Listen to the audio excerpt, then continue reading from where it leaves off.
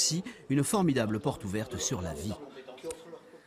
Notre feuilleton maintenant, il sera consacré cette semaine à l'Institut universitaire du cancer de Toulouse.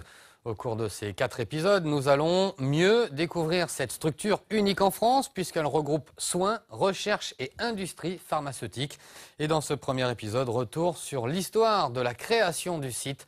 Julie Valin, Xavier Marchand.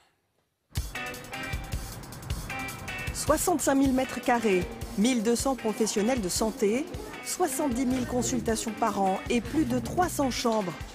L'Institut universitaire du cancer de Toulouse, une ville dans la ville. Un énorme paquebot construit sur l'ancien site de l'usine AZF. Nous sommes en mars 2004. Le projet est lancé. Là où nous avons été blessés et meurtris, le 21 septembre 2001, nous avons voulu relever la tête et présenter un des plus beaux projets pour la vie. Les premiers coups de pelle commencent en 2010. 4 ans plus tard, le gigantesque bâtiment de verre et de béton est inauguré.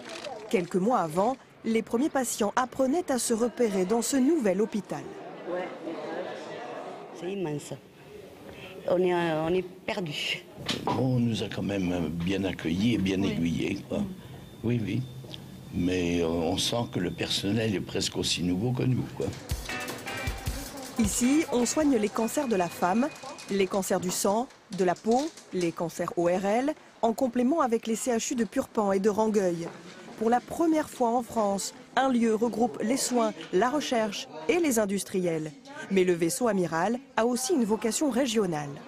L'objectif, c'est que tout patient soigné en Midi-Pyrénées, en quelque endroit qu'il soit, que ce soit une clinique privée, un hôpital public de Midi-Pyrénées, bénéficie de l'ensemble des effets d'entraînement créés par l'Institut universitaire du cancer, des innovations thérapeutiques, des prises en charge spécialisées là où elles doivent être s'il y a des prises en charge spécialisées et surtout d'une prise en charge de proximité, dans les mêmes conditions de sécurité et de qualité des soins qu'à Toulouse.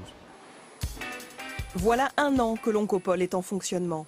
Un anniversaire fêté dans la discrétion, la machine est en rodage. Ce site donc, de 300 lits fonctionne, les 300 lits sont occupés, l'activité de ce site est tout à fait satisfaisante et conforme à nos prévisions, donc ça c'est une excellente chose.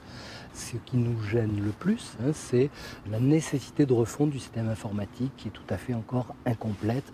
On avait un peu sous-estimé l'interconnexion de ce site avec tous les établissements de la région et les sites du CHU. Il aura fallu 10 ans pour que l'Oncopole sorte de terre. Il se donne le même temps pour devenir le leader européen de la lutte contre les cancers. Une lutte qui passe aussi par l'écoute de la parole du malade. Et suite de